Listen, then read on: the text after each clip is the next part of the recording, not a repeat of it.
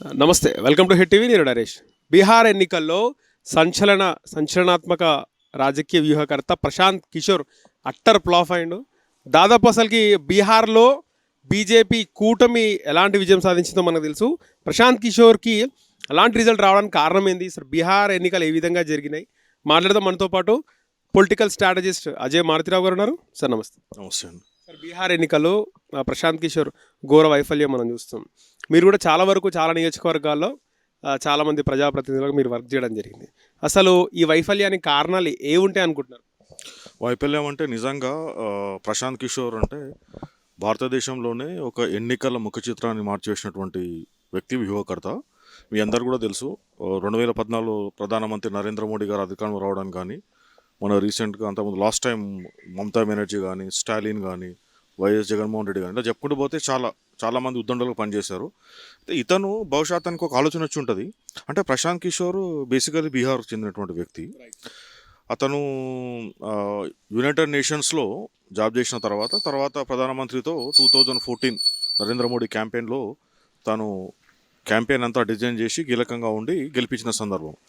అంటే బీహార్ వాసి అయినా కూడా ఇక్కడ ఓడిపోవడానికి ప్రధానంగా కనిపించింది అంటే బీహార్ ఎలక్షన్స్ తర్వాత మిగతా స్టేట్ ఎలక్షన్కి చాలా డిఫరెన్స్ ఉంటుంది. బీహార్లో మొత్తం కుల రాజకీయం ఉంటుంది, కుల రాజకీయాలు ఉంటుంది. ఇప్పుడు తెలంగాణ ఆంధ్రాలో చూస్తే ఆంధ్రాలో కుల రాజకీయాలు అంటారు కదా. ఏదైనా భారతదేశంలో మొత్తంలో పూర్తిగా కుల వ్యవస్థ డామినేట్ ఉన్నటువంటి ఏదైనా రాష్ట్రం ఉంది అంటే బీహార్ అనమాట.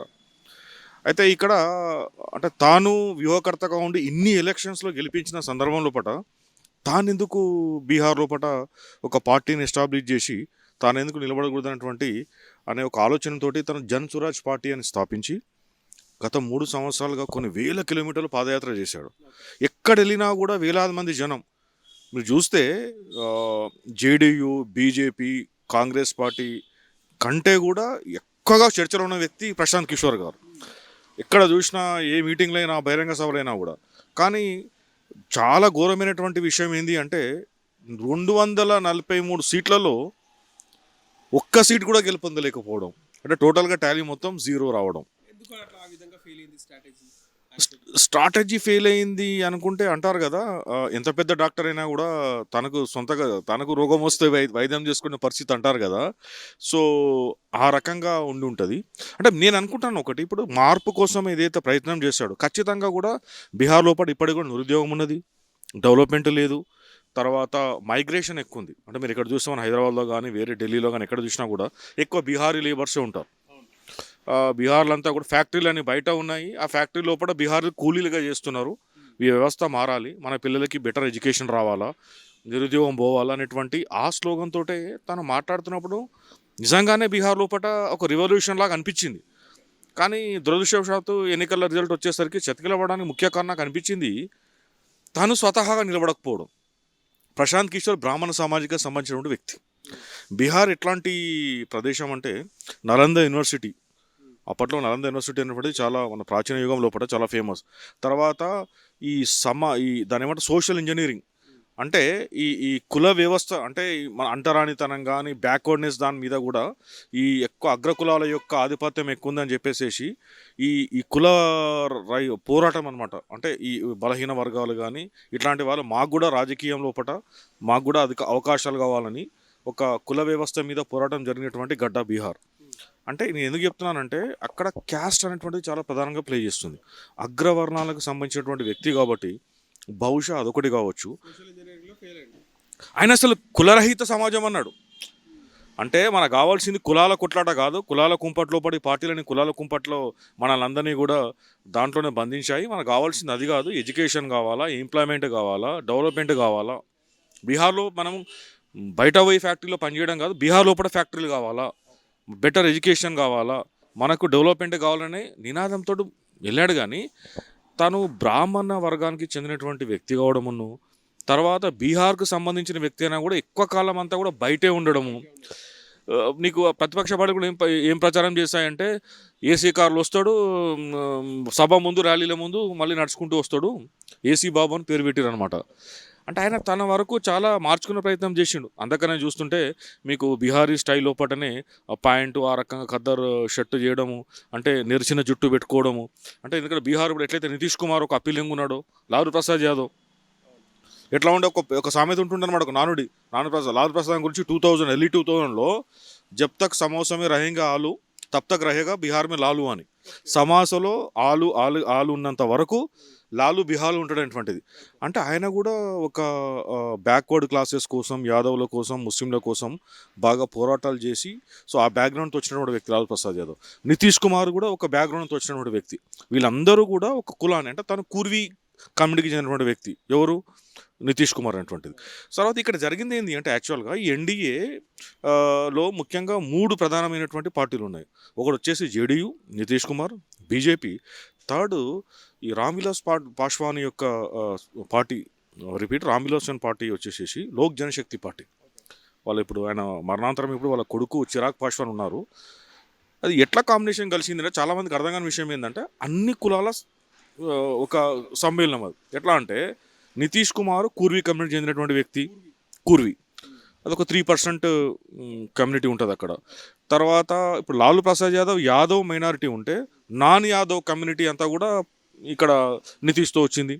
బీజేపీ వచ్చేసరికి అగ్రవర్ణాలు ప్లస్ హిందూతత్వము. లోక్ జనశక్తి పార్టీ చిరాగ్ పాస్వాన్ వచ్చేసరికి పాస్వాన్ అంటే ఎస్సీ కమ్యూనిటీ అంటూ.